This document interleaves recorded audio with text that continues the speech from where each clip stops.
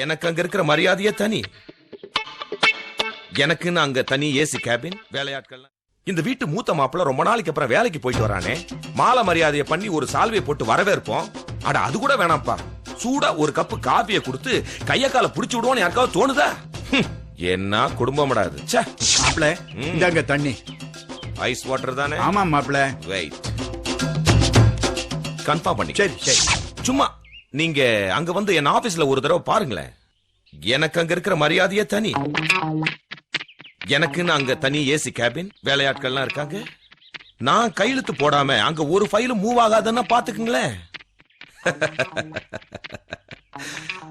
ஒரு நாளைக்கு என்ன ஒரு 6 or 7 சிக்னேச்சர்ஸ் தான் போடுவேன். அந்த மாதிரி கையெழுத்து போடுறதுக்கு எவ்வளவு சேலரி தெரியும்ல? Monthly 75,000 rupees. என்ன சொல்றீங்க மாப்பிள? ஈஸ்வர் சொன்ன வேலைக்கு இதுக்கும் சம்பந்தமே இல்லையே. எப்படி இருக்க முடியும்? நான் தான் அவர் சொன்ன வேலைக்கே போகலையே. பின்ன எந்த வேலைக்கு போனீங்க? அதாவது நான்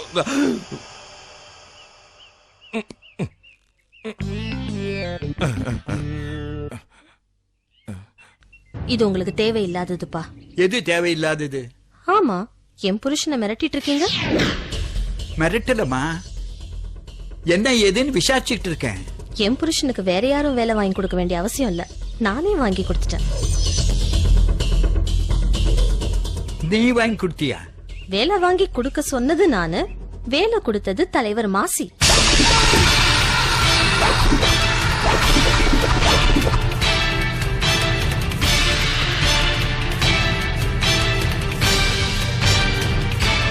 மாசி தலைவனா? மனுஷனாவன். அவங்கிட்ட போய் உன் புருஷனை வேலைக்கு அனுப்பிச்சிருக்கேன்னு சொல்றிய. இந்த விஷயம் ரேகாவுக்கும் ஈஸ்வருக்கும் தெரிஞ்சதுன்னா அவங்க எவ்வளவு வருத்தப்படுவாங்க தெரியுமா? அப்பா, என் புருஷன் வேலைக்கு போகணுமா வேண்டாமா, எங்க வேலைக்கு போகணும்னு முடிவு பண்ண வேண்டியது நான். அத கேட்க அவங்க யாரு? எனக்கு என்னமோ இதெல்லாம் நல்லதா படல, அவ்வளவுதான் நான் சொல்ல முடியும். என்னமோ என் புருஷனை கஞ்சா விக்கிறதுக்கும் கள்ளக்கடத்தல் பண்றதுக்கும் அனுப்பிச்சிட்ட மாதிரி பேசுறீங்க. நீங்க என்னங்க வந்துட்டு இப்படி வாசல்லே உட்கார்ந்துட்டு இருக்கீங்க? என்னது நீங்க? உன்னதான் இல்ல, ஷூவை கழட்டிட்டு உள்ள வரலாமே நினைச்சேன். எல்லாம் உள்ள போய் பாத்துக்கலாம் வாங்க. சரி.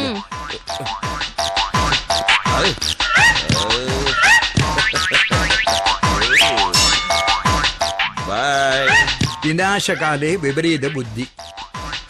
Can you repeat, gentlemen? அல்பனுக்கு ஐஸ்வர்யம் வந்தா அர்த்தராத்திரில கொடை பிடிப்பானா, அத சொன்னேன். I love you. ஐயோ, என்னைக்குதான் நல்ல புத்தி வருமோ?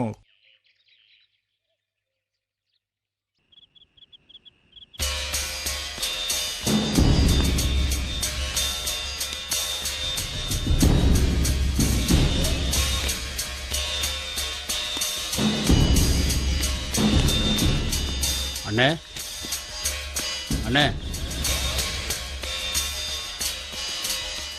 நான் சொன்ன மாதிரி தானே வக்கீல் எழுதியிருக்காரு? நீங்க சொன்ன மாதிரியே பக்காவா மாத்தி எழுதிருக்காருண்ணே.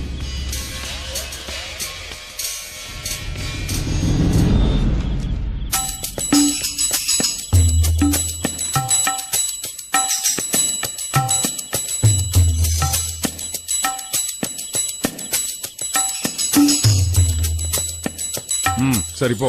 வரேண்ணே.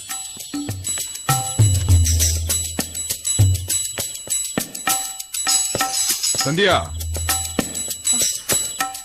என்ன மாமா? இங்க வா.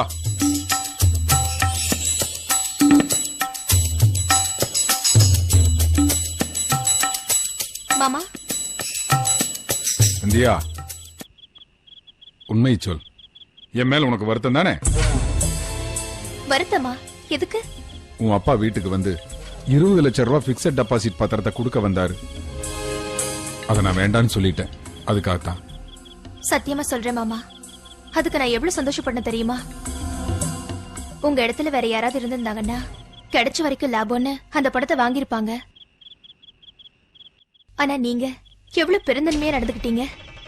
அதுவே எங்க வீட்டுல இருக்கிறவங்களுக்கு செருப்பால் அடிச்ச மாதிரி இருந்திருக்கும்.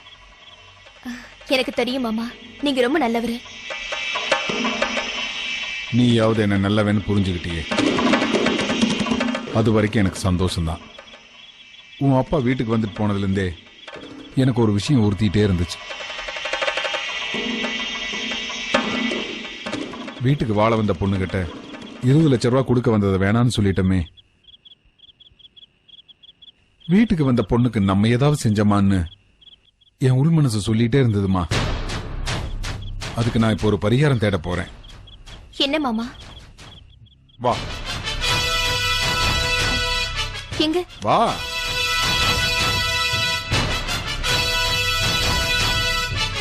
வாமா, வந்து இப்படி நில்லு. என்ன மாமா இது? பூஜை ரூமுக்கு கூட்டிட்டு வந்திருக்கீங்க? முதல்ல சாமியை கும்பிட்டுக்க. ஆண்டவா, எல்லாம் என் மனசு போலவே நல்லபடியா நடக்கணும்பா. அதுக்கு நீயே அருள் புரி.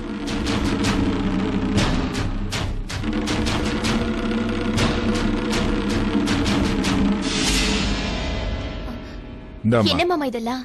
புடியுமா இத? இல்ல, என்னன்னு சொல்லுங்க. 2 கையால இத வாங்கிக்க. புடிமா சொல்றேன், வாங்கிக்க.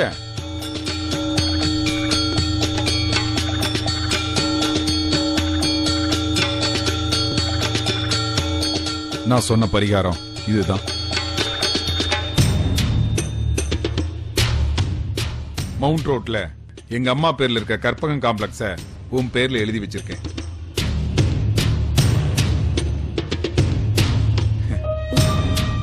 இதோட மதிப்பு என்னன்னு தெரியுமா? 25 கோடி. 25 கோடியா? அதான் அதான் அதாம்மா. இந்த சந்தோஷத்துக்கு முன்னாடி இந்த 25 கோடி தூசுமா. இந்த சந்தோஷத்தை என்னைக்குமே உன் முகத்துல நான் பார்க்கணுமா. சாமி கும்பிட்டு வா.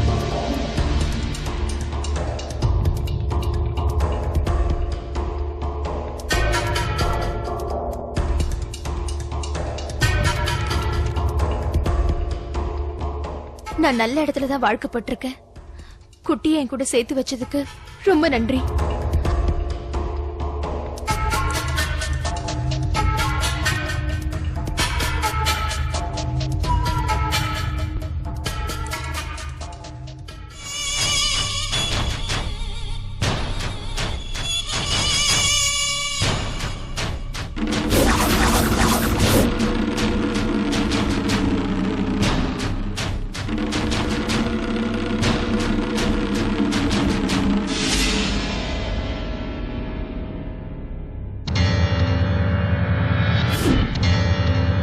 சத்தியமா சொல்றேன்டி, அதே கற்பகம் காம்ப்ளெக்ஸ் தான்.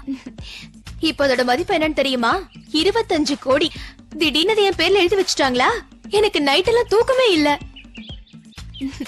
ஆமா, நான் ரொம்ப கொடுத்து வச்சவதா. ஏய், அந்த காம்ப்ளெக்ஸ்ல லாஸ்ட் டைம் ஒரு காஃபி ஷாப்ல நம்ம ரொம்ப நேரம் அரட்டை அடிச்சோன்னு நம்மள வெளியே துரத்தாத குறையா துரத்துனால, இப்ப நான் தான் அந்த காம்ப்ளெக்ஸ்க்கே ஓனர். ஏய், நம்ம ஃப்ரெண்ட்ஸ் எல்லாருக்கும் அதே காம்ப்ளெக்ஸ்ல அதே காஃபி ஷாப்ல நான் உங்களுக்கு ட்ரீட் கொடுக்கறேன். எல்லாருமே வந்துடணும், ஓகே? கண்டிப்பா நீயும் வா. சந்தியா, ஏய், நான் உனக்கு அப்புறமா கால் பண்றேன். ஆமா, என்னம்மா ரொம்ப சந்தோஷமா இருக்க போல இருக்கு? அந்த சந்தோஷத்துக்கு காரணமே நீங்க தானம்மா. நீ சந்தோஷமா இருக்கணுங்கிறதுக்காக தானம்மா அந்த காம்ப்ளெக்ஸே உன் பேர்ல எழுதி வச்சிருக்கோம். ஆனா அது உங்க வீட்டுல இருக்கிறவங்களுக்கு பிடிக்கல போல இருக்கு. என்ன சொல்றீங்க? இல்ல, இந்த விஷயத்த உன் வீட்டுல இருக்கிறவங்களுக்கு சொன்னியா? ஆமா, நேத்து சொன்னேன். ஏன் கேக்குறீங்க? அத உன் அண்ணியால தாங்க முடியல போல இருக்குமா. வயிற்றுச்சல்ல என்ன காரியம் பண்ணிருக்காங்க தெரியுமா? என்ன பண்ணாங்க? சட்ட விதிகளை மீறி அந்த காம்ப்ளெக்ஸ கட்டி இருக்கோம்னு போலீஸ் பாதுகாப்போட அதை இடிக்க போறாங்களாம்.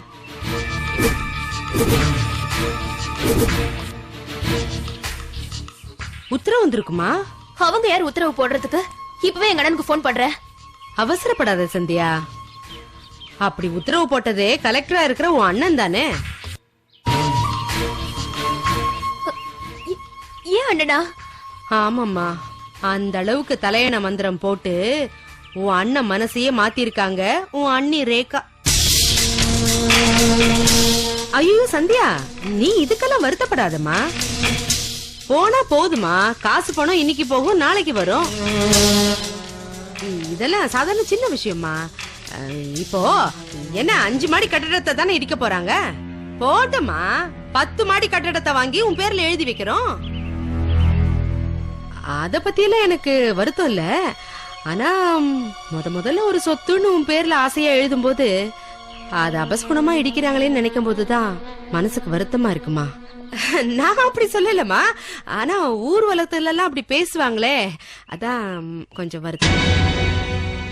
இப்ப கூட இந்த விஷயத்த நான் உனக்கு ஏன் சொல்றேன்னா, நீ வேற யாருக்கும் போன் பண்ணி சொல்லிடக்கூடாது பாரு, அதனாலதான். போனா போட்டுமா. அப்புறம் உன் அண்ணனுக்கும் அன்னிக்கும் இந்த விஷயத்த சொல்லிடாதம்மா. ஏன் சொல்றேன்னா, நாங்க தான் உன்னை தூண்டி விட்டு அவங்க கிட்ட சண்டை போட அனுப்பிச்சோன்னு தப்பா பேசுவாங்க. வருத்தப்படாதடா, போனா போட்டோம், வாங்கிடலாம். என்ன, நீ சந்தோஷமா இருக்கணும், அதான் எங்களுக்கு முக்கியம். சரியா? சந்தோஷமா இரு. போனா போட்டோம், விடுறா. நீ எப்போ சந்தோஷமா கலகலன்னு சிரிச்சுக்கிட்டே இருக்கணும்.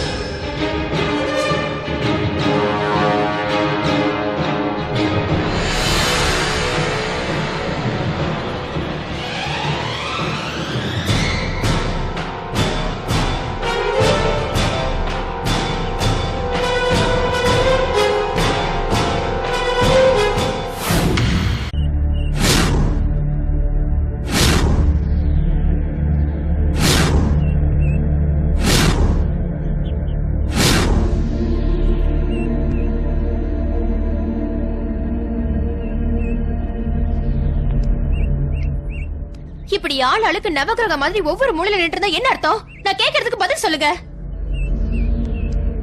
நீங்க கொடுத்த 20 லட்சம் ரூபாயை வேண்டான்னு உங்ககிட்டயே திருப்பி கொடுத்துட்டு பல கோடி ரூபாய் மதிப்புள்ள இந்த காம்ப்ளெக்ஸை ஏன் பேர்ல எழுதி வச்சாங்க? அந்த மனசு உங்க யாருக்காவது வருமா?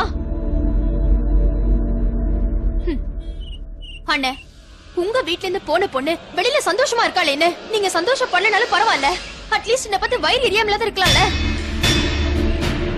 மாசி மாமா மேல இருக்கிற கோவத்தையும் ஏன் மேல இருக்கிற பொறாமையும் காட்டுறதுக்கு இந்த காம்ப்ளெக்ஸ் தான் கிடைச்சதா?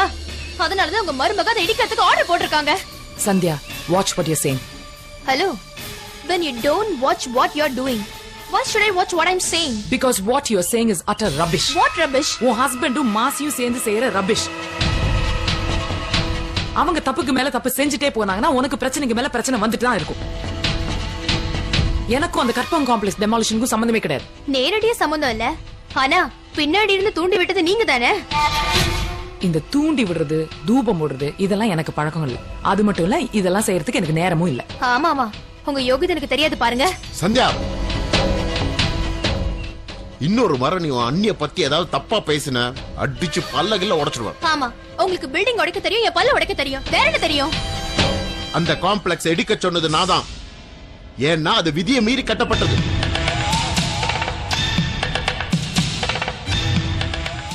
தெரியும், நீங்க தான் ஆர்டர் போட்டீங்க, இப்போ நீங்களே கேன்சல் பண்ணுங்க. அந்த காம்ப்ளெக்ஸ் எனக்கு கிஃப்டா கொடுத்திருக்காங்கண்ணா. ஏய், நான் நினைச்சா கட்டடத்தை இடிக்கிறதுக்கும் நீ சொன்னதும் கட்டடத்தை இடிக்காம போறதுக்கும் நான் போடுற ஆர்டர் கிடையாது இது. It's government judicial order. Anna please, எனக்காக பண்ணுங்க ப்ளீஸ். இத பார், சட்டம் யாருக்கும் வளைஞ்சு கொடுக்காது.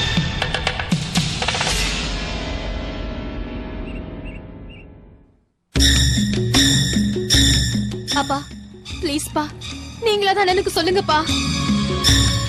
ப்ளீஸ் பா, அத கேன்சல் பண்ண சொல்லுங்கப்பா.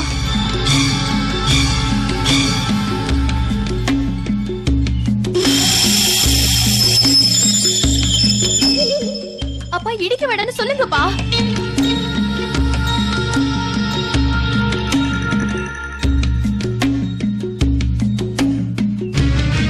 ஈஸ்வர், நம்ம கடமையை நாம செய்யும் போது பாஷா நம்ம கண்ணை மறைச்சிடக்கூடாது. அதனால நீ போட்ட உத்தரவை யாருக்காகவும் எந்த காரணத்தை கொண்டும் வாபஸ் வாங்காது.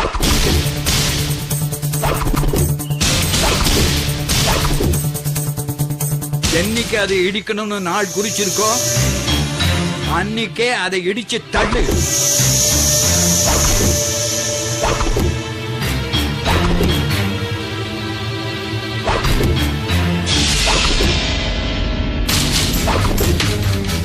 போதுமா?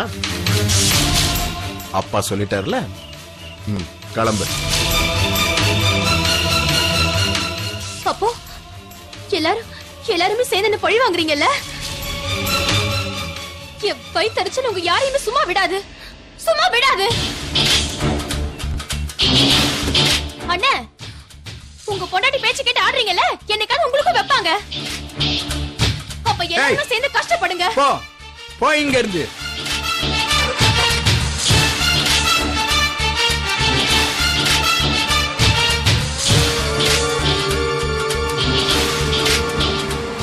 மாசிக்கு அந்த கற்பகம் காம்ப்ளெக்ஸ் டெமாலிஷ் பண்றதுக்காக பிரிகாஷனரி நோட்டீஸ் கொடுத்தீங்களா? 2 மாசம் முன்னாடி அவனுக்கு அனுப்பியாச்சு. அதான் மாசி பக்காவா பிளான் பண்ணிருக்கான். அந்த ப்ராப்பர்ட்டிய சந்தியாவோட பேர்ல மாத்தி டெமாலிஷ் பண்ண உடனே நம்ம மேல அவளுக்கு வெறுப்பு வரா மாதிரி ஒரு சிச்சுவேஷன் கிரியேட் பண்ண. அது அவளுக்கு புரியாம நம்மளோட கோச்சிட்டு இப்படி பேசிட்டு போறான்.